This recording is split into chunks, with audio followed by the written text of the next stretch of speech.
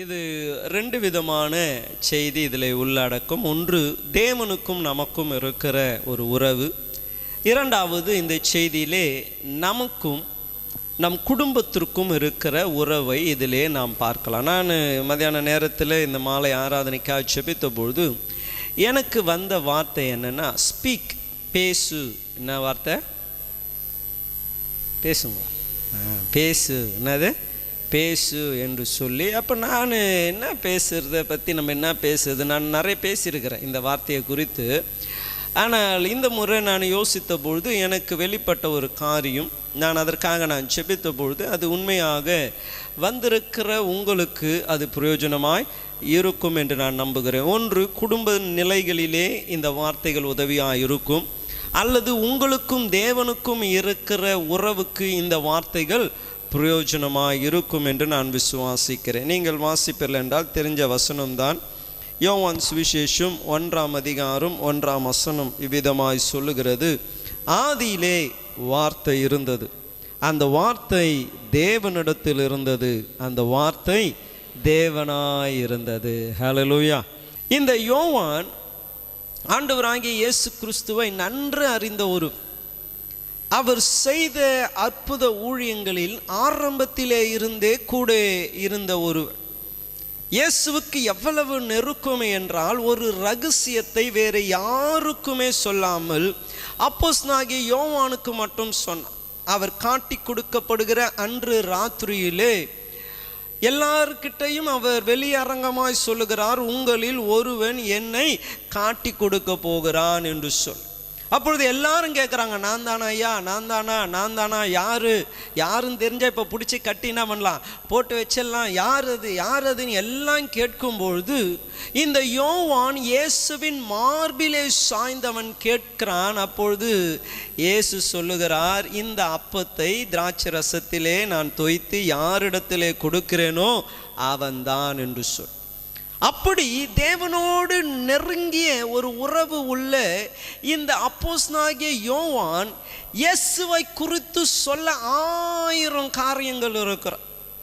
அவர் நடந்தால் அற்புதம், அவர் தொட்டால் அற்புதம், அவர் பேசினால் அற்புதம், அவர் இப்படி செஞ்சாரு அப்படி செய்தாரு என்று 1000 காரியங்கள் இயேசுவை குறித்து சொல்ல அவருக்கு இருந்தபொழுதும் இயேசுவை அவர் அறிமுகப்படுத்த விரும்பின முதல் வாக்கியம் என்ன சொல்லுகிறது என்றால், ஆதியிலே வார்த்தை இருந்தது, அந்த வார்த்தை தேவனிடத்தில் இருந்தது, அந்த வார்த்தை தேவனாய் இருந்தது. ஹல்லேலூயா. அப்போ இயேசுவை கூட இந்த அப்போஸ்தலனாகிய யோவான் அவருடைய நிருபத்தை வாசிக்கிறவர்களுக்கு, சுவிசேஷத்தை வாசிக்கிறவர்களுக்கு அவர் அறிமுகப்படுத்த விரும்பின காரியம், இயேசு வார்த்தையாயிருக்கிறார்.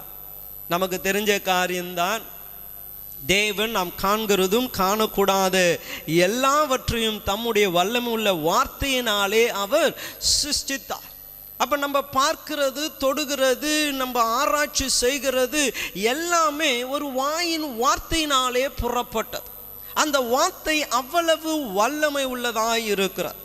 அப்போ பேசு என்று சொல்லும்பொழுது இந்த காரியம் நமக்கு ரொம்ப முக்கியமான காரியம். நிறைய காரியங்கள் நிறைய பேருக்கு தெரியாமல் இருக்க காரணம் என்னன்னா, பேசுறதே இல்லை. ஆகவே இன்று நான் ஒரு 3 காரியத்தை நான் உங்களுக்கு சொல்ல விரும்புகிறேன். பேசுகிறதினால் இருக்கிற நன்மைகள் என்ன? சிலர்லாம் யோசிப்பாங்க, வாயை முன்னாலே நன்மை தான், இதில் வேற பேச வேற சொல்றீங்களா அப்படி என்று சொல்லி. ஆனால் பேசுவதினால் இருக்கிற நன்மைகள் என்ன என்று சொல்லி 3 காரியத்தை நான் சொல்ல விரும்புகிறேன். முதலாவதாக, by speaking you strengthen the relationship. நீங்கள் பேசுகிறதினாலே உறவை பலப்படுத்துவீங்க. ஹல்லேலூயா, ஹல்லேலூயா. தெரிஞ்ச சம்பவம், ஆதியாகமம் 5ஆம் அதிகாரம் 22லிருந்து 24ஆம் வசனம் வரைக்கும் நான் வாசிக்கிறேன். ஆதியாகமம் 5ஆம் அதிகாரம் 22லிருந்து 24 வரைக்கும். ஏனோக்கு மெத்தசலாவை பெற்ற பின் 300 வருஷம் தேவனோடு சஞ்சரித்து கொண்டிருந்தான். குமாரரையும் குமாரத்திகளையும் பெற்றான். ஏனோக்கு தேவனோடு சஞ்சரித்து கொண்டு இருக்கையில் காண மாட்டாமல் போனான்.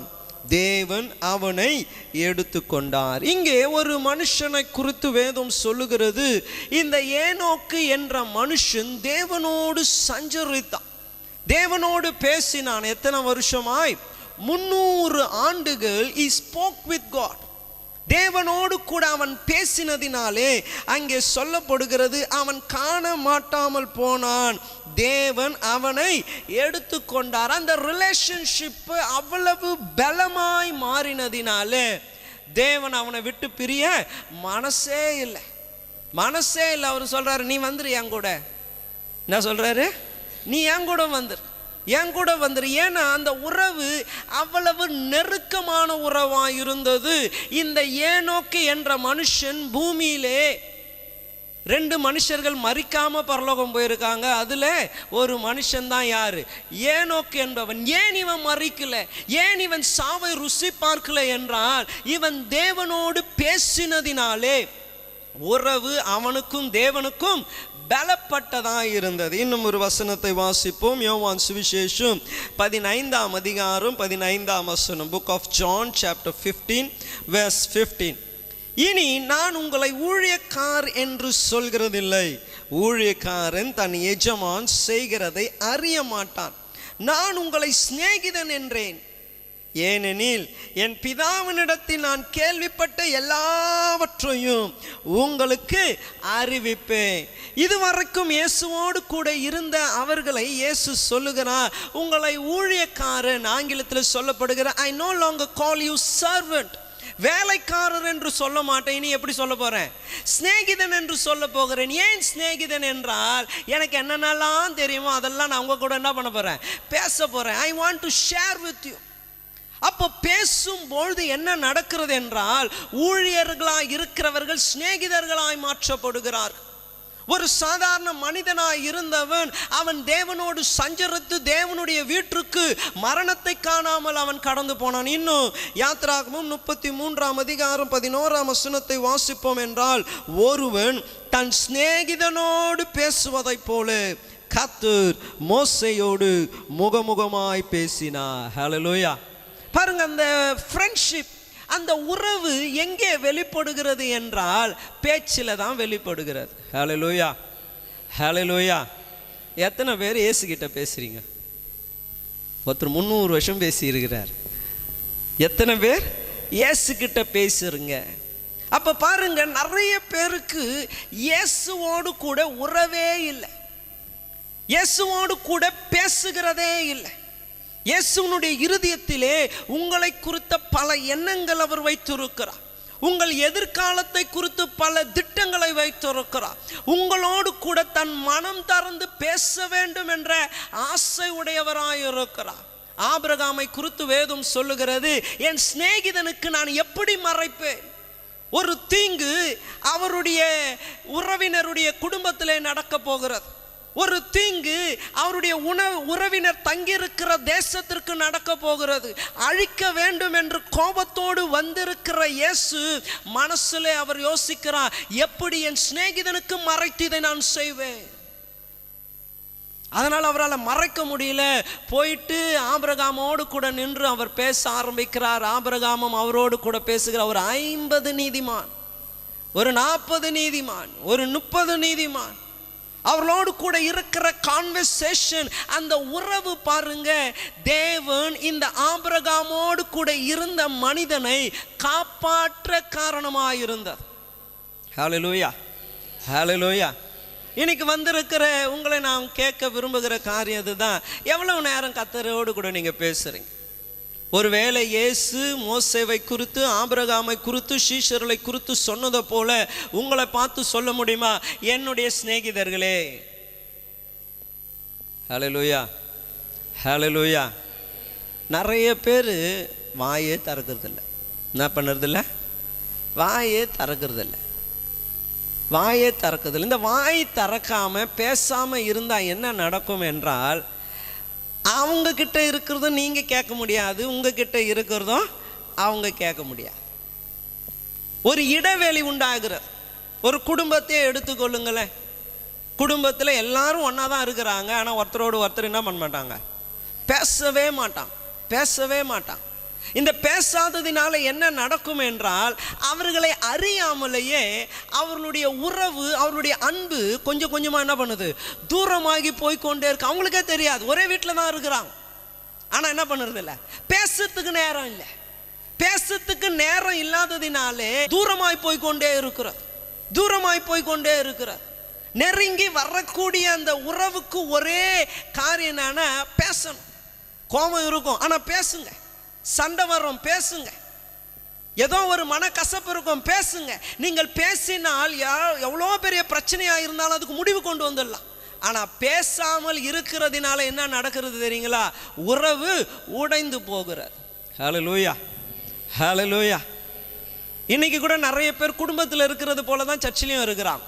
சர்ச்சில் வந்தாலும் என்ன பண்ண மாட்டாங்க, இயேசுகிட்டே பேச மாட்டாங்க. ஆனால் பார்க்க வந்திருக்கிறது யாரு தான் பார்க்க வந்துக்கிறாங்க, இயேசுவை தான் பார்க்க வந்துக்கிறாங்க. ஆனால் யார்கிட்ட பேச மாட்டாரு.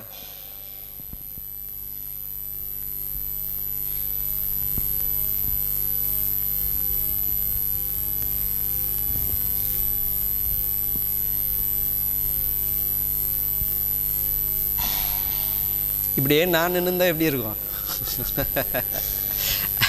இப்படியே நான் நின்றுந்தா எப்படி இருக்கும். நீங்களும் என்ன பண்ணுவோம், பேசுவார், இப்போ பேசுவார், இப்போ பேசிட்டுவார், அப்படியே என்ன நானும் அப்படியே நின்று. அது என்ன நடக்கிறது என்றால் உறவுகளை பிளக்குகிறதா இருக்கிறது. இன்று நான் உங்களை உற்சாகப்படுத்துகிறேன்.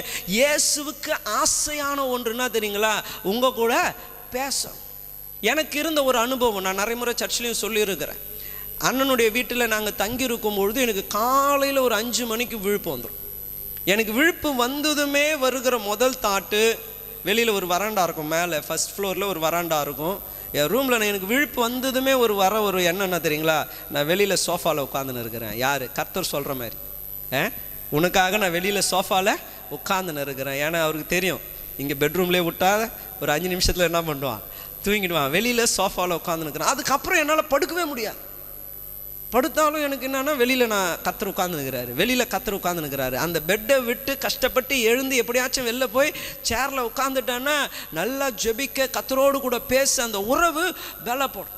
சில நேரங்களில் வீட்டில் இயேசு உட்காந்துருக்கிறார், பேசுறதுக்கு தான் என்ன இல்லை, பிஸி, பயங்கர பிஸி. எல்லாரும் இங்கே ஓடுறாங்க, அங்கே ஓடுறாங்க, இது பண்ணுறாங்க, அது பண்ணுறாங்க. ஆனால் உங்களுடைய கடின வேலையை எளிதாக்கக்கூடிய ஒருவர் அங்கே வீட்டிலேயே தான் இருக்கிறாரு. ஆனால் என்ன பண்ணுறது இல்லை, பேசுறதே இல்லை, பேசுறதே இல்லை. இன்று வந்திருக்கிற உங்களை உற்சாகப்படுத்துகிறேன். இந்த பிப்ரவரி மாதம் 3வது வாரத்தில் இருக்கிறீங்களே, இதை ஒரு சேலஞ்சாக எடுத்துக்கொள்ளுங்க.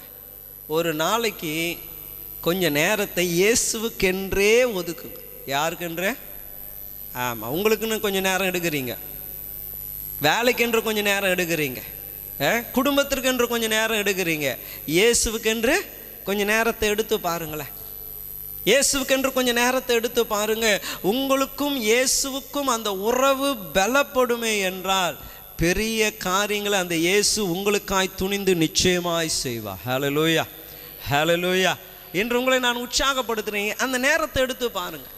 அதே வண்ணமாக நான் சொல்ல விரும்புகிற காரியம், குடும்பத்தில் கூட கண்டிப்பாய் நான் சொல்கிறேன் பாருங்க, நீ இதுவே பேச மாட்டீங்க. என்னது? கண்டிப்பா மனைவிகிட்ட பேசணும், கணவன்கிட்ட பேசணும், பிள்ளைங்ககிட்ட பேசணும், பெற்றோர்கிட்ட பேசணும். ஒன்றும் பேச இல்லைனாலும் ஒரு டைம் வச்சுங்க. 8:30 மணியிலேருந்து ஒரு 10 நிமிஷம் கூப்பிட்டு அம்மா அப்பாவெல்லாம் கூட்டு வந்து உட்கார வச்சுட்டு சும்மா உட்காருங்க. 10 நிமிஷமாச்சு நான் பேச விட மாட்டேம்மா. நிறைய பேர் பேசுகிறதே இல்லை அப்பா அம்மா கிட்ட. நிறைய பெற்றோர்களுக்கு கூட அது மன கஷ்டம் இருக்குது. சின்ன வயசுலலாம் என்னை அப்படியே தூக்கி வச்சுப்போம், இது வாங்கி கொடுங்கண்ணா, அது வாங்கி கொடுங்கணுவான், இப்படி ஓடுவான், அப்படி ஓடுவான். இப்போ என்ன பண்ணுறது இல்லை, பேசுகிறதே இல்லை. ஆனால் பிள்ளைகளுடைய நினைப்பு என்ன தெரியுங்களா, ஒரே வீட்டில் தானே இருக்கிறோம். காலைல தான் சாப்பாடு கேட்டேன் அம்மாவை, நான் ஒன்றும் பேசாமல் இல்லையே, நான் தான் என் துணியை துவைச்சிங்களான்னு கேட்டேனே, இதே தான் பேசினுக்கிறான். ஆனால் முன்னாடி இருந்த அந்த உறவு இல்லவே இல்லை. அதனால தான் சொல்கிறாங்க பாருங்க, கல்யாணம் ஆந்துமே அப்படியே மனைவி பக்கம் சாஞ்சிடுறாங்களாம். உண்மையை பார்த்தலாம், கல்யாணம் ஆனவங்கள தான் கேட்கணும்னா சதீஷ் 2 சதீஷ் உட்காந்துக்கிறீங்க, அப்படியே என்ன பண்ணிடுறாங்க, மனைவி பக்கமாக அப்படியே சாஞ்சிடுறாங்களே. என்னன்னா அம்மா கூட அப்பா கூட இருக்கிற உறவெல்லாம் என்ன ஆயிடுச்சு, அப்படியே கொஞ்சம் கொஞ்சமாக பேசுகிறதே இல்லை. வேலை பிஸி, வீட்டில் வந்த டிவி பிஸி, ஃபோனு பிஸி, இப்படி பல பிஸினஸில் உறவுகள் இந்த நாட்களில் என்ன பண்ணுது? உடைந்து போகிறது. நான் உங்களை உற்சாகப்படுத்துகிறேன். Take time. அண்ணன் கூட உட்காந்து பேசுங்க, தம்பி கூட உட்காந்து பேசுங்க, தங்கச்சி கூட உட்காந்து பேசுங்க, அக்கா கூட உட்காந்து பேசுங்க. உங்கள் குடும்பத்தில் இருக்கிறவர்களோடு கூட வேண்டாத காரியம் எதுவாக இருந்தாலும் பேசுங்க. சும்மா பேசுங்க. என்ன பேசுங்க? சும்மா பேசுங்க. சும்மா வம்பிழுங்க. பேசினா உறவு என்ன பண்ணா? பலப்படும். பேசினா உறவு பலப்படும். பிசாசு இந்த நாட்கள் எப்படி இருக்கிறான் என்றால், யாரை விழுங்கலாமோ என்று. அப்போ அவன் யாருன்னா, ஒரு கதை நீங்கள்லாம் ஸ்கூலில் படிச்சிருப்பீங்க. 4 மாடு ஒன்றா சாப்பிட்டு இருந்துச்சான். கதை கேட்டிருக்கிறீங்களா? எல்லாம் என்ன ஆச்சரியமாக பாருங்க, 1-2 பேர் தான் கேட்டுக்கிறீங்க. நான் ஸ்கூலில் படிக்கும் போது இருந்துச்சு. 4 மாடு ஒன்றா சாப்பிட்டுன்னு இருந்துச்சான். ஜாலியாக சாப்பிட்டு இருந்துச்சான். ஒரு சிங்கம் வந்து இந்த மாடுகளை சாப்பிட்ணுன்னு நினச்சா சாப்பிடவே முடியல. ஏன்னா 4 ஒன்று சேர்ந்து அந்த சிங்கத்தை எதிர்க்குது, அதனால் சாப்பிட முடியல.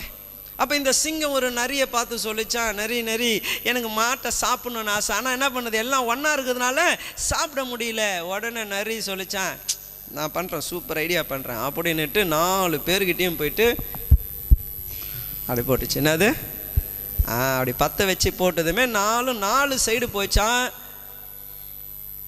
சிங்கம் என்ன பண்ணுச்சு? ஒன்றா சாப்பிட்டுன்னு வந்துச்சு. இன்றைக்கி குடும்பம் அப்படி தான் இருக்குது. யார் பலவீனமாக இருக்கிறாங்க, யார் தவண்டு போய் இருக்கிறாங்க, யார் மன அழுத்தத்தில் இருக்கிறாங்க. சிலர் எல்லாம் பார்த்தீங்கன்னா வெளியில் நல்லா இருப்பாங்க, ஆனால் மனசுக்குள்ளே அவ்வளவு மனபாரம். ஏன்னா பேசுகிறதே இல்லை.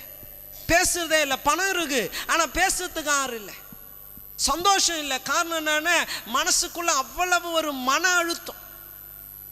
நான் உங்களே தான் சொல்கிறேன், உங்கள் அம்மா அப்பாங்களாம் அப்படி தான் இருக்கிறான், உங்கள் கணவன் மனைவிகளாம் அப்படி தான் இருக்கிறான். ஒரே வீட்டில் தான் இருக்கிறீங்க, சாப்பிட்றீங்க, ஆனால் எவ்வளவு நேரத்தை உங்களுடைய உறவுகளோடு நீங்கள் ஸ்பெண்ட் பண்ணுறீங்கன்னு யோசிச்சு பாருங்க. இன்று நான் சொன்ன பாருங்க, இந்த உறவு பலப்பட காரணம் தேவன் ஏனோக்கை தன்னுடைய வீட்டுக்கு கொண்டு போக காரணம். அவரோடு கூட இருந்த சக மனுஷர்களை நீங்க என் சிநேகிதர்கள் என்று இயேசு கூப்பிட காரணம். மோசேவோடு முகமுகமாய் பேச காரணம். அவங்க எல்லாம் என்ன பண்ணாங்க? பேசுனாங்க ஒருவரோடு ஒருவர். இந்த மாலை ஆராதனையில் செய்தி உங்களுக்கு பிடிக்கலனாலும் பரவாயில்ல, ஒன்று மட்டும் எடுத்துன்னு போங்க. என்னது? ஹல்லேலூயா, ஹல்லேலூயா. தனியாக பேசுன்னு போகாதீங்க. கர்த்தரோடு பேசுங்க, கர்த்தரோடு பேசுங்க. அதே போல் யார் கூட நான் பிறக்கணும், யாரை திருமணம் பண்ணணும், எனக்கு யார் பிறப்பா, இந்த குடும்ப ஐக்கியங்களை உருவாக்கினவர் கர்த்தர். இங்கே நான் நிற்கணும்னா கர்த்தர் இதற்கு ஒரு தகுதி வைத்திருக்கிறார். என்ன தகுதி என்றால், தன் சொந்த குடும்பத்தை நடத்த தெரியாதவன் தேவ சபையை எப்படி நடத்துவான்? என் குடும்பத்தை நான் நடத்தணும், என் பிள்ளைகளோடு கூட பேசணும், மனைவியோடு பேசணும், எல்லாரோடு கூட நல்ல ஐக்கியமுடையவனா நான் இருக்கணும். அதுதான் கர்த்தர் என்னை முன்னாடி எல்லாருக்கும் முன்னாடி ஒரு அடையாளமாய் ஒரு சாட்சியா நிறுத்தி இருக்கிறார்னா அதுக்கு இருக்கிற ஒரே சாட்சி அதுதான். என்ன சாட்சி? பைபிள் ஸ்கூல் படிச்சிருக்கிறியா? அதெல்லாம் கர்த்தர் கேட்கல. ஒரு மனைவியை உடையவனா இருக்கிறியா? அந்த மனைவியை நேசிக்கிறியா? உன் சொந்த குடும்பத்தை, உன் பிள்ளைகளை ஒழுக்கத்தில் வளர்க்கிறியா? உனக்கும் உன் குடும்பத்திற்கும் என்ன உறவு இருக்கு? நீங்கள் தீத்துலையும் தீமத்தையும் வாசிப்பீர்கள் என்றால் ஊழியத்திற்கு வர வேண்டிய எல்லா காரியங்களும் சொல்லப்பட்டிருக்கு. அதுக்கு தகுதி ஒன்று தான், ஃபேமிலியை ரன் பண்ண தெரிஞ்சிருக்கும். ஏன்னா தேவன் நம்மளை இவங்க கூட தான் இருக்கணும்னு உண்டாக்கி இருக்கிறார். ஹல்லேலூயா. வந்து இவங்க கூட பிறந்துட்டேனே. ஒருத்தர் இங்கே வந்தார் பாருங்க, ரொம்ப கஷ்டமாக இருந்தது. போன வாரத்தில் அவர் வந்தார், ஜெபிக்க வந்தாங்க. அவருக்கு சூனியம் வச்சிருக்கிறான். அவங்க அம்மாவுக்கு பெரிய கட்டு. இங்கே வந்து படுத்துன்னு இருந்தாங்க, ரொம்ப நாள் படுத்துன்னு இருந்தாங்க. அவர் இருந்த பழைய வீட்டில் அவர் இப்படி உட்காந்துன்னு இருப்பாராம். தெரியாத ஒரு உருவம் அவர் அப்படியே இடிச்சுட்டு போகும். அந்த உருவம் வரும்பொழுது மேலே இருக்கிற லைட்டெல்லாம் ஆடுமா. நம்ம சினிமா படங்களில் கதைகளில் கேட்டது போல் அப்படியே மேலே லைட்டெல்லாம் ஆடுமா. அப்படியே வந்து ஒரு ஆள் இடிச்சுட்டு போகிறது போல் இருக்கும். சூனியம் வச்சிருக்கிறான். ஏன் சூனியம் வச்சிருக்கிறாங்கன்னா, அவருக்கு அவங்க அப்பாவுக்கு மெட்ராஸில் சொத்து. அந்த சொத்து அவங்க தாத்தாது 5 பேருக்கு அதில் என்ன இருக்குது? பங்கு இருக்குது. அப்போது இவங்க அதை விற்று அவங்க சகோதரர்களுக்கு கொடுத்துடணும். அதனால் என்ன பண்ணியிருக்கிறாங்க? யார்? யாரோ ஒருத்தர் இல்லை, அண்ணன் தம்பி. யாரு? அண்ணன் தம்பி. ஏன் இது தெரியுங்களா? ஒருவரோடு கூட ஒருவர் பேசி இருந்திருப்பார்களே என்றால் கூட இது வந்திருக்கார். இப்போ 5 லட்சம் குத்து எடுத்துக்கோ அப்படின்னு பேசி முடிச்சுட்டு இருப்பாங்க. அப்படிதானே? பேசியிருந்தானே, அண்ணன் தானே, தம்பி தானே, ஏதோ ஒரு வார்த்தையில் பேசி இலவசமாக கூட சைன் போட்டு, நான் இத்தனை வருஷமா 20 வருஷமா திருவள்ளூரில் தான் இருக்கிறேன், அந்த லேண்டை நான் பார்க்குறதும் இல்லை, ஒன்றும் பண்ணதில்லை, அதை நீயே தான் வச்சுக்க அப்படின்னு எழுதி கொடுத்துட்டு வந்திருப்பாங்க. ஏன் இந்த ஒரு மனக்கசப்பு, ஒரு வெறுப்பு? அவன் சாவணும், அவன் குடும்பம் சாவணும், ஒன்று இல்லாமல் போகணும், அவங்க செத்துட்டாங்கன்னா தான் இந்த சொத்து எனக்கு வரும் என்ற அந்த எண்ணம் வர காரணம் என்ன தெரியுங்களா? ஒருவரோடு ஒருவர் என்ன பண்ணல, நல்ல உறவே இல்லை, நல்ல உறவே இல்லை. இன்னைக்கு இருக்கிற உங்களை நான் உற்சாகப்படுத்துகிறேன். என்ன பண்ணுங்க? ஆமாம், யாருக்குன்னா பேசலைன்னா ஒரு ஃபோன் பண்ணி பேசுங்க. முதல்ல மெசேஜில் ஆரம்பிங்க, ரிப்ளை எப்படி வருதுன்னு பார்க்கலாம். ஆனால் என்ன பண்ணோம்? பேசணும், பேசணும், பேசணும். சும்மா பேசுங்க, சும்மா பேசுங்க. சின்ன வயசுலலாம் ஒன்றா தானே விளாட்னீங்க, சிரிச்சிங்க, அதே போல் பேசுங்க. எவ்வளோ கேப் இருந்தாலும் சரி திருப்பியும் போங்க, அதே போல் கூப்பிடுங்க, பேசி பாருங்க. ஏதோ ஒரு காரியம், ஒரு பெரிய ஒரு மாற்றம் அந்த பேச்சிலேயே என்ன பண்ணோம் உண்டாயிடும். உறவுகள் பலப்படும். இன்னும் தேவன் உங்கள் குடும்பத்தை ஆசீர்வதிக்க அது ஏதுவாக இருக்கும். ஹல்லேலூயா, ஹல்லேலூயா. என்ன கற்றுக்கினீங்க? ஆமாம், குடும்பத்தில் எல்லாருக்கூடையும் பேசணும், தேவனோடும் பேசணும். ஹல்லேலூயா. இரண்டாவதாக இந்த பேச்சு என்ன செய்யும் என்றால், உள்ளத்தில் இருக்கிறதை வெளியே கொண்டு வா. நான் வாசிக்கிறேன் பாருங்க, மத்தேயு சுவிசேஷம் 12ஆம் அதிகாரம் 33 37 வசனம் வரைக்கும். மத்தேயு சுவிசேஷம் 12ஆம் அதிகாரம் 33 37 வசனம் வரைக்கும். மரம் நல்லதென்றால் அதன் கனி நல்லதென்று சொல்லுங்கள். மரம் கெட்டதென்றால் அதன் கனி கெட்டதென்று சொல்லுங்கள். மரமானது அதன் கனியினால் அறியப்படும். விரியன் பாம்பு குட்டிகளே, நீங்கள் பொல்லாதவர்களாய் இருக்க நலமானவைகளை எப்படி பேசுவீர்கள்? இருதயத்தின் நிறைவினால் வாய் பேசும். நல்ல மனுஷன் இருதயமாகிய நல்ல பொக்கிஷத்திலிருந்து நல்லவைகளை எடுத்து காட்டுகிறான். பொல்லாத மனுஷன் பொல்லாத பொக்கிஷத்திலிருந்து பொல்லாதவைகளை எடுத்து காட்டுகிறான்.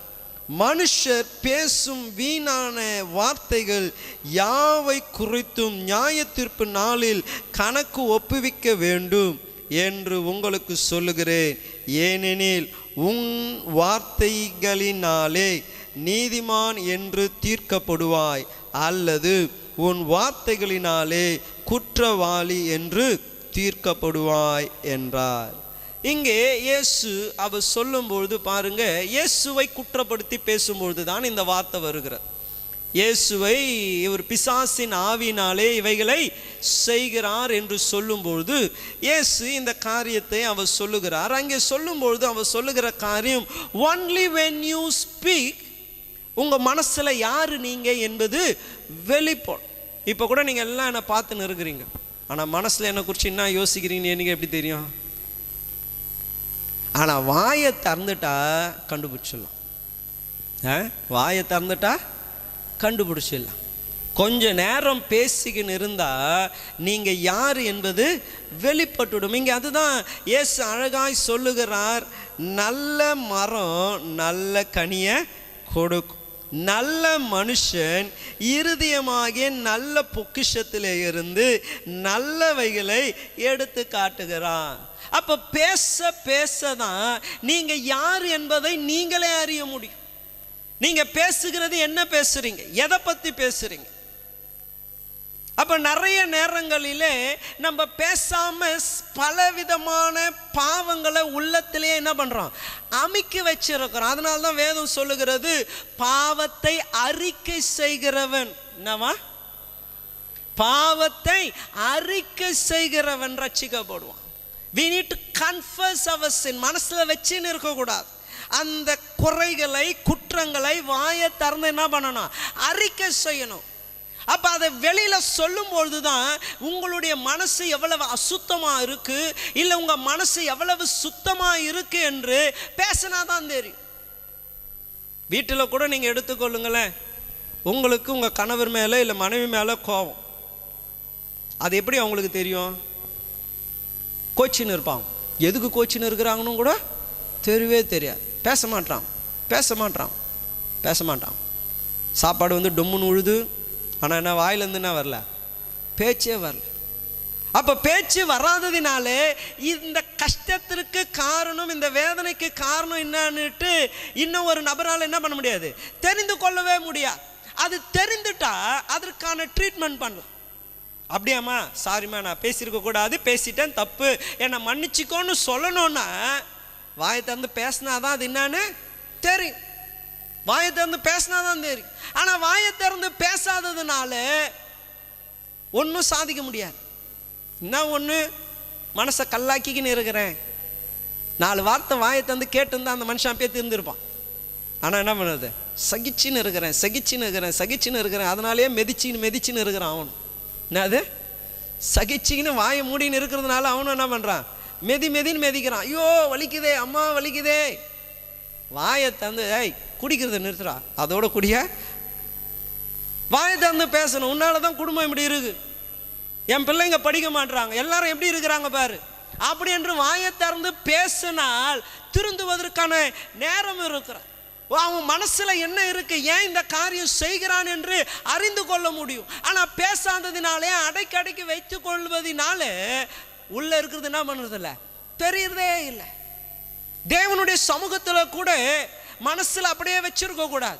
அதை என்ன பண்ணணும், தேவ சமூகத்திலே அன்னாலை போல நம்ம என்ன பண்ணோம், ஊற்றி விடணும். தேவனுடைய சமூகத்தில் நம்ம பேசணும்.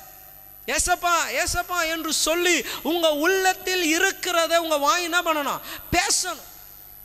இன்று பேசாததினாலே நிறைய பேர் வெளி தோற்றத்தில் எப்படி இருக்கிறாங்க தெரியுங்களா, நல்லவர்களை போல இருக்கிறான், சந்தோஷமா இருக்கிறது போல இருக்கு. ஆனா நிறைய வேதனைகள், காயங்கள் என்ன பண்றாங்க, மறைச்சு வச்சிருக்கிறான். மறைச்சு வைக்கிறதுனால காயம் இன்னும் என்னதான் ஆக போகுது, பெருசாக தான் ஆக போகுது. அது வெளியரங்கமான கொஞ்சம் எண்ணெயை ஜெபம் பண்ணி ஊற்றிருக்கலாம், அதற்கான மருந்துகளை போட்டிருக்கலாம், அதை கட்டி இருக்கலாம். ஆனால் என்ன பண்ணுறது இல்லை, பேசுறதே இல்லை. மனசில் ஏதோ யோசிச்சுக்குன்னு சிலர்லாம் பார்த்தீங்கன்னா வேண்டாததெல்லாம் பேசுவான். ஆனால் மனசுக்குள்ளே இருக்கிறது என்ன அது, ஆமாம்.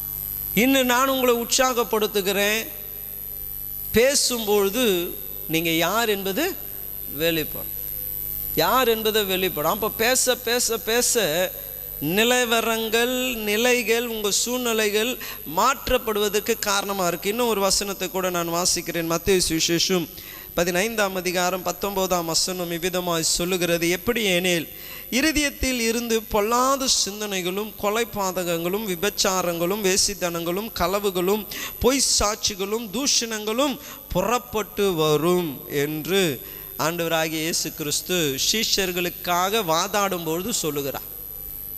சீஷர்களுக்காக வாதாடும்பொழுது இயேசு சொல்லுகிறாங்க, இருதயத்தில் இருந்து தான் இதெல்லாம் வருது. அப்போ பேசும்பொழுது அவங்க பேச்சை வச்சே நீங்க என்ன பண்ணிடலாம், ஆளை கண்டுபிடிச்சிடலாம், எடை போட்டுடலாம், இவங்க நல்ல கனி கொடுக்குறாங்களா கெட்ட கனி கொடுக்குறாங்களா. அப்போ சிநேகிதனோடு கூட பேசும்பொழுது அவன் பேச்சு சரியில்லையா, நீங்க என்ன பண்ணணும், என்ன பண்ணினா விட்டு விலகணும்.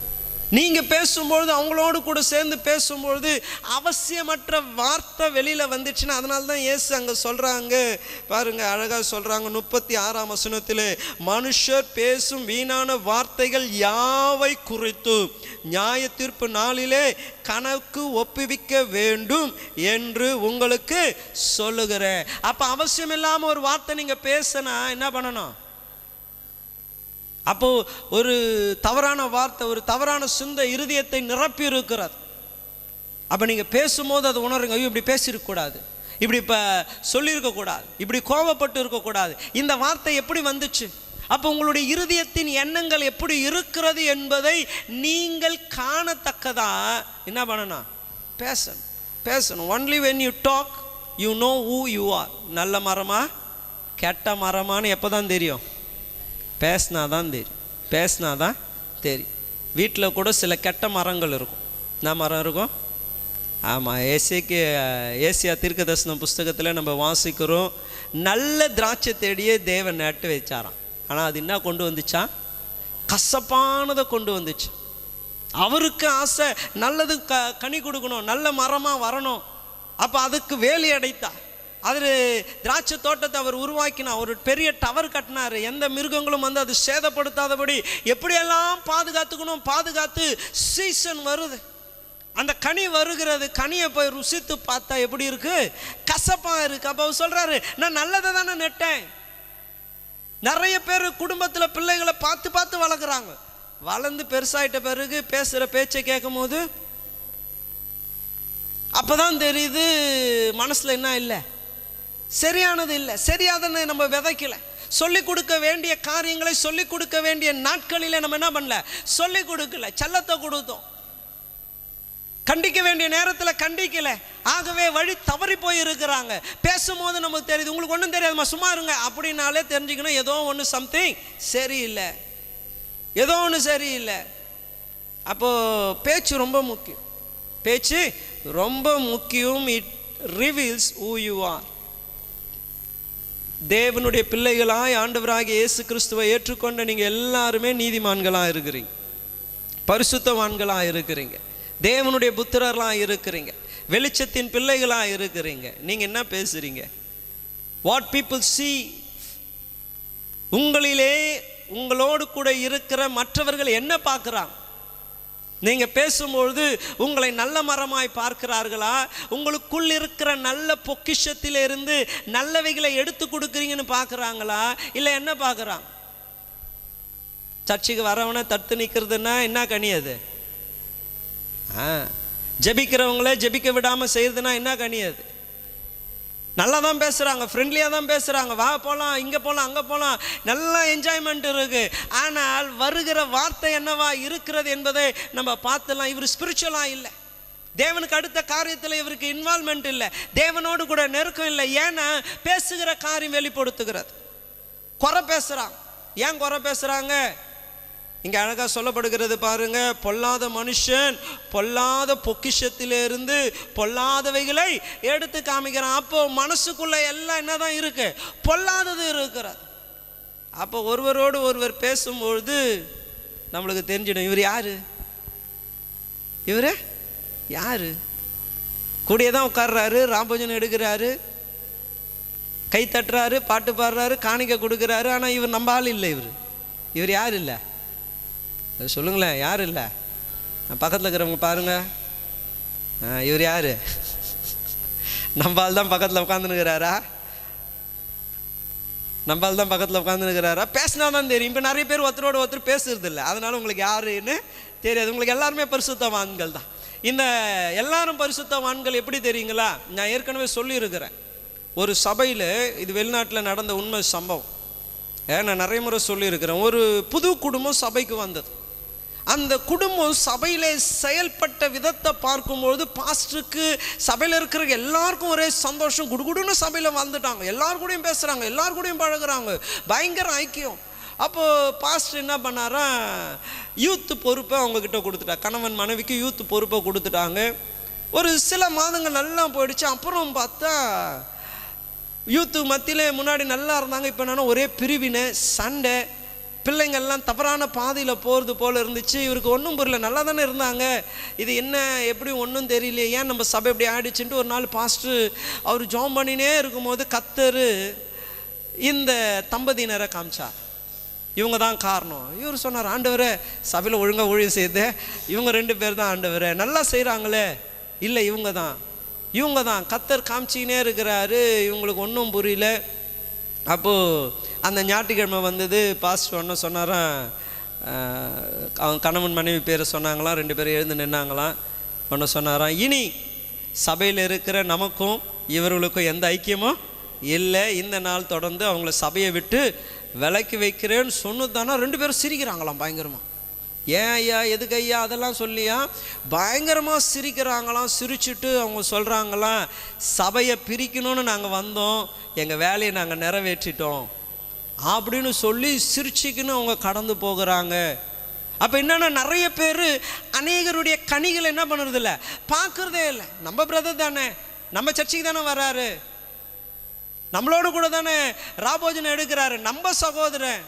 நான் நிறைய முறை சொல்லியிருக்கிறேன், எங்கள் சர்ச்சு வீட்டில் ஒருத்தர் ஏசி ரிப்பேர் பண்ண வந்தார். அவர் சொன்னார், ஐயா நம்ம சகோதரன் நம்பி கொடுத்தேன் ஐயா, ஏமாற்றிட்டு போயிட்டாங்க.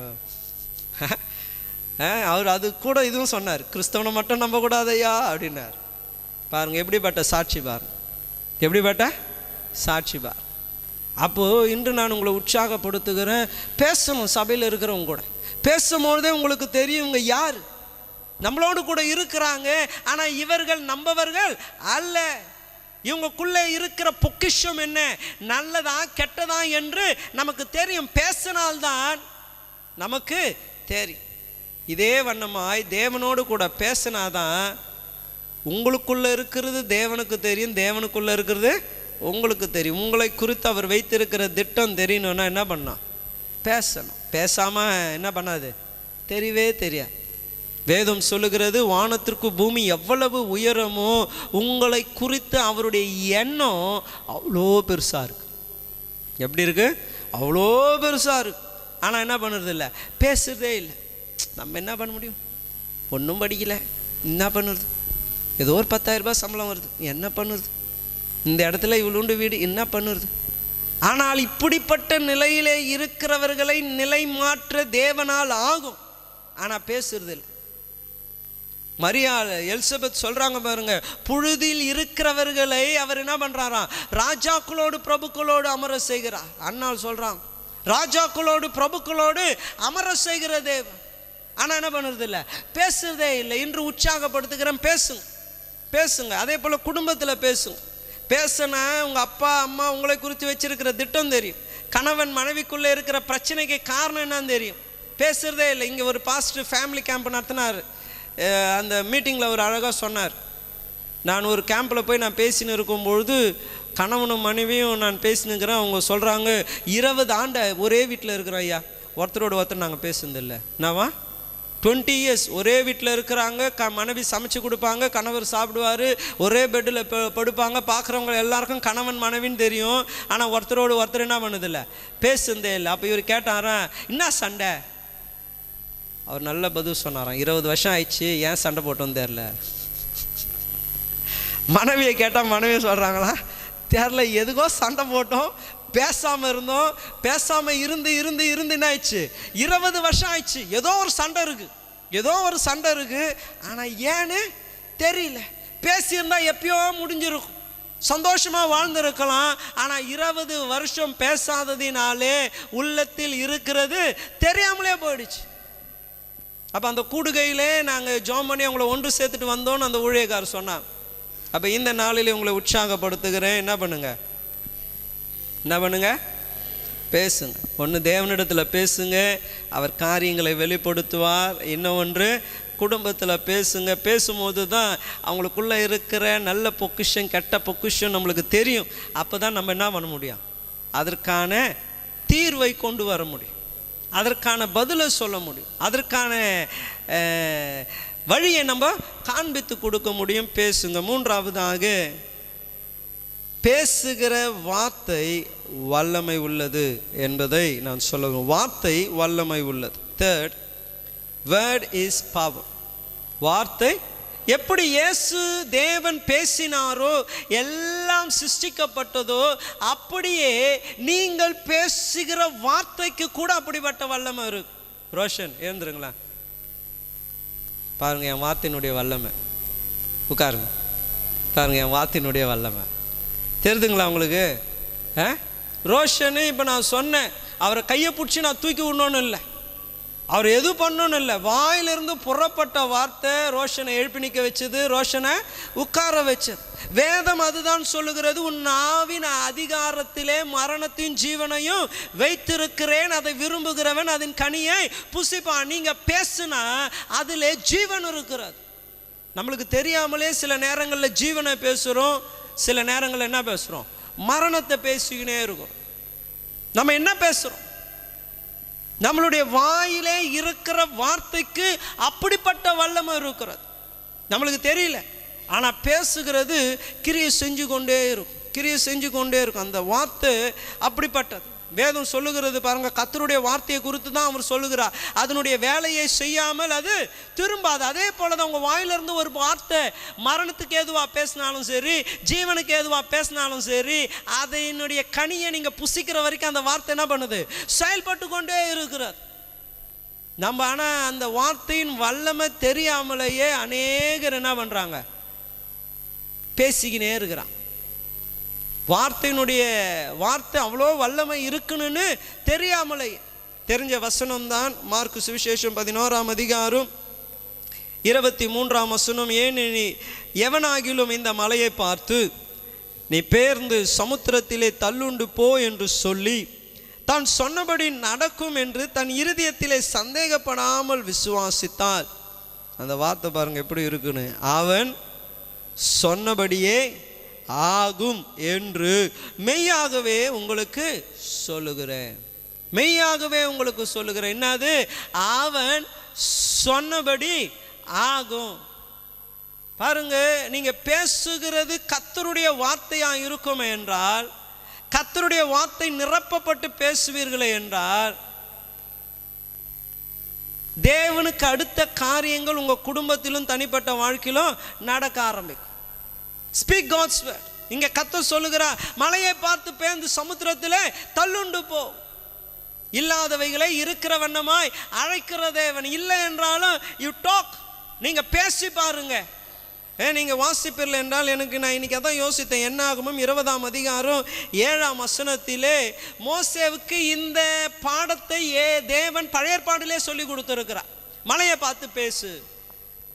ஆனா அவர் கற்றுக்காததினாலே கர்த்தர் என்ன சொன்னார் தெரியுங்களா? எல்லா ஜனத்திற்கும் முன்பதாக என்னை நீ விசுவாசியாததினாலே இந்த கானான் தேசத்திற்குள்ளே பிரவேசிப்பதில்லை. ஏன்னா பேச வேண்டிய நேரத்தில் என்ன பண்ணல? பேசல. இது நடக்காதுன்னு நினைச்சிட்டான். பேசி எப்படி இது மாறும், பேசி இதற்குள்ளே இருந்து எப்படி தண்ணீர் வரும் என்று அவன் அவிசுவாசமாய் பேசாம போனதுனால அவனுடைய அவிசுவாசத்தின்படியே கானான் தேசத்திற்குள்ளே அவனால் என்ன பண்ண முடியல? பிரவேசிக்க முடியல. பிரவேசிக்காததுக்கு காரணம் என்ன? மோசே பேசல. கர்த்தர் சொன்னபடி அவன் பேசல.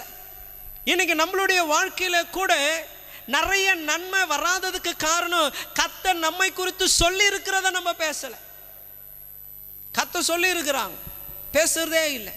உன்னை வாளாக்காமல், உன்னை கீழாக்காமல் சகல ஜாதிகளிலும் நான் உன்னை மேன்மையாய் வைப்பேன். நீயோ கடன் வாங்காது இருப்பான். இருப்பதை காட்டிலும் 1000 மடங்கு உன்னை நான் ஆசீர்வதிப்பேன். உன் பேரை நான் பெருமைப்படுத்துவேன். நீ ஆசீர்வாதமாய் இருப்பாய். உன்னை ஆசீர்வதிக்கவே ஆசீர்வதித்து பெருகவே பெருக செய்வேன். நீர்ப்பாய்ச்சலான தோட்டத்தை போலவும் வற்றாத நீரூற்றை போலவும் இருப்பாய். கர்த்தர் 1008 வாக்குத்தத்தங்களை கொடுத்திருக்கிறா. பேசுறதே இல்லை, பேசுறதே இல்லை. இன்னைக்கு நீங்க பேசுகிற வார்த்தை வல்லமை உள்ளது என்பதை அறிந்து கொள்ளுங்க. Every word that comes out of your mouth has power. நீங்க பேசுங்க. உங்க குடும்பத்தை பார்த்து பேசுங்க, உங்க பிள்ளைகளை பார்த்து பேசுங்க, உங்க கணவனை பார்த்து பேசுங்க. நீங்க பேசினா ஒரு மாற்றம் உண்டாகும். ஹல்லேலூயா, ஹல்லேலூயா. ரெண்டாவது, குடும்பத்தை குறித்து நான் சொல்ல விரும்புகிறேன். பிள்ளைகளை குறித்து, கணவனை குறித்து, மனைவியை குறித்து நீங்க யோசிக்காம சாபங்களை என்ன பண்ணக்கூடாது? பேசிடவே கூடாது.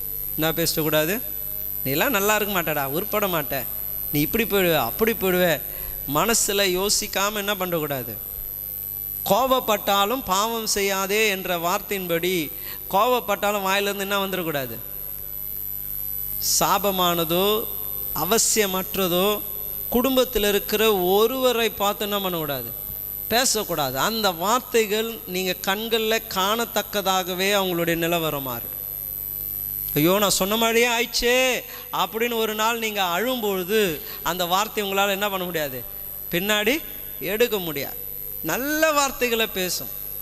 கணவனை பார்த்து நல்லா பேசுங்க, மனைவியை பார்த்து நல்ல வார்த்தைகளை பேசுங்க. நீர் காலங்களில் ஓரமாய் நடப்பட்டு தன் காலத்திலே தனியை கண் தரும் இலையுறுதாத மரத்தை போல இருப்படா நீ செய்யதெல்லாம் வாய்க்கும். எனக்கு எப்பயுமே ஞாபகம் வர ஒரு காரியம், நான் அப்பத்துலேருந்து தான் இந்த வார்த்தை சொல்வேன். எப்போ யாரை ஜோம் பண்ணாலும் யாரை பார்த்தாலும் ஒரு வார்த்தை சொல்வேன். என்ன சொல்வேன் தெரியுங்களா? நல்லா இருப்பீங்க, என்னது? ஆமாம், அந்த வார்த்தை எப்போ நான் கற்றுக்கினேன்னா, எங்கள் மாமா பாஸ்டர் ஜோஷுவா ஒரு வாட்டி எங்கேயோ இருக்கும்போது யாரோ என்னை பற்றி ஏதோ ஒன்று சொன்னாங்க. இவனுக்கு என்ன, இவன் நல்லா இருப்பான்னு தலை மேலே கை வச்சு சொன்னார். அவர் சொன்ன அந்த ஒரே வார்த்தை தான் எப்போயோ சொன்னார், ஒரு 2-3 வருஷம்தான் இருக்கும். அவர் எப்போ சொன்னாரோ எனக்கு அடிக்கடி அந்த வார்த்தை ஞாபகம். என்னது? அவர் தலை மேலே கை வச்சு என்ன சொன்னார்? நீ நல்லா இருப்பான், இவனுக்கு என்ன குறை, இவன் நல்லா இருப்பான் அப்படின்னு தலையில் கையை வச்சு சொன்ன அந்த ஒரு வார்த்தை அடிக்கடி யோசனை வரும் பாருங்க. அவரே எப்பயோ தான் பார்க்குறது, ஆனால் அவர் சொன்ன வார்த்தை என்ன பண்ணுது மனசுக்குள்ளே அப்படியே ஆழமாக என்னை ஊக்கப்படுத்துகிறதா, உற்சாகப்படுத்துகிறதா. அப்போ என்ன தான் கோவம் வந்தாலும் வீட்டில் இருக்கிறவங்கள பார்த்து என்ன சொன்னான்? நல்லா இருப்ப, நல்லா படிப்படா, பெரிய ஆளாக போகிற, நீ ஏன் கஷ்டப்படுற, நீ ஏன் கவலைப்படுற, சூப்பராக இருப்ப அப்படின்னுட்டு நல்ல வார்த்தைகளை குடும்பத்தில் பேச கற்றுக்கணும். கோவம் வந்ததுமே என்ன பண்ணக்கூடாது? கெட்ட வார்த்தைகளோ சபிக்கிற வார்த்தைகளையோ வாயில் திறந்து பிள்ளைங்களையோ பெற்றோர்களையோ என்ன பண்ணக்கூடாது, கணவனையோ மனைவியோ அயல்வாசிகளை கூட யாரும் என்ன பண்ணக்கூடாது. ஏன்னா வார்த்தைக்கு வார்த்தைக்கு வார்த்தைக்கு வார்த்தைக்கு ஜீவன் உண்டு, வல்லமும் உண்டு. நீங்கள் சொல்கிற வார்த்தையின் கனியை புசிப்பீங்க அப்படின்னு கர்த்தருடைய வார்த்தை சொல்லியிருக்கு. அப்போ சொல்லிட்டீங்கன்னா அதனுடைய வேலையை அது என்ன பண்ண ஆரம்பிச்சிடும், செய்ய ஆரம்பிச்சிடும். திரும்ப திரும்ப திரும்ப திரும்ப திரும்ப சொல்ல சொல்ல சொல்ல அந்த வார்த்தை என்ன பண்ண ஆரம்பிக்குது, செஞ்சு கொண்டே இருக்குது. ஏன்னா கர்த்தருக்கு தெரியும் இந்த வார்த்தைக்கு அவ்வளோ பவர் இருக்குது, பவர் இருக்குது, பவர் இருக்குது. அப்போ இன்று நான் உங்களை உற்சாகப்படுத்துகிறேன். எதை பேசுங்க? கர்த்தருடைய வார்த்தையை பேசுங்க, கர்த்தருடைய வார்த்தையை பேசுங்க. கர்த்தருடைய வார்த்தையை உங்களுடைய நல்ல பொக்கிஷத்தில் ஸ்டோர் பண்ணுங்க. உள்ளத்தின் நிறைவு வாய் பேசும். அப்போ வசனம் வராமல் பிரதர் சொன்னதை போல் கெட்ட வார்த்தைகள் வருதுன்னா உள்ளத்தில் என்ன நிறைவு இருக்குது? ஒருத்தவங்க சொன்னாங்க, அவங்க கணவர் வந்து சொன்னார், எப்போ பார்த்தாலும் இந்த பொண்ணு சண்டை போட்டுனே இருக்குது, என் மனைவி இங்கே நின்னா சண்டை, ஃபோன் எடுத்தா சண்டை, வெளில போனால் சண்டை அப்படின்ட்டு அவர் சொன்னார். பார்க்குறது காலிலேருந்து ஈவினிங் வரைக்கும் சீரியல் பார்த்துன்னு இருக்கு. சீரியல் பார்த்துட்டு சொல்லுது, இதெல்லாம் நடக்காததாக காமிக்கிறாங்க, நடக்காததாக காமிக்கிறாங்க. அதனால் ஃபோன் பேசினா யார்கிட்ட பேசுகிறேன், எங்கே போயிட்டு வந்தேன், எப்போ வந்தேன், எங்கே நிற்கிறேன், இங்கே நிற்கிறேன், எல்லாத்துக்கும் சந்தேகம், சண்டை சண்டை சண்டை. எவ்வளவுதான் நான் பதில் சொல்லுறது எனக்கே தெரியல. அப்போ பாருங்கள், அவங்களுடைய உள்ளத்தை பலவிதமான காரியங்களினால நிரப்பி வச்சுருக்கிறாங்க. நான் இப்போ கொஞ்ச நாளாக இந்த ஷார்ட்ஸ் எல்லாம் நான் போட ஆரம்பித்தேன்.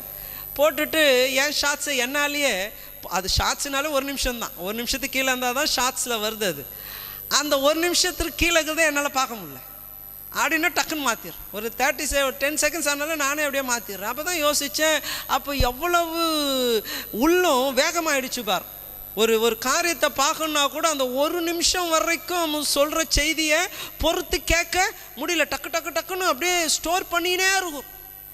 1008 காரியம் ஒரு 5 நிமிஷத்துக்குள்ளே எவ்வளோ காரியத்தை பார்த்து பார்த்து பார்த்து மாற்றினே இருக்கிறோம். கண்கள் பார்க்குது, சத்தம் கேட்குது, அப்படியே உள்ளே போயினே இருக்குது. அப்போ ஒரு சூழ்நிலைன்னு வரும்போது உள்ளத்தின் நிறைவு ஆட்டோமேட்டிக்காக என்ன பண்ணுது, வாயில் வந்தது. நான் யாருன்னு காமிச்சிடுறேன், நான் எப்படின்னு காமிச்சிடுறேன். போன வாரம் என்னுடைய சன்னு சொல்கிற, ஸ்கூலுக்கு போயிட்டு வந்துட்டு ஒரு பையன் அடிச்சிட்டானா, எனக்கு அப்படியே ரிவெஞ்ச் எடுக்கணும் போல இருக்குது அப்படின்னா.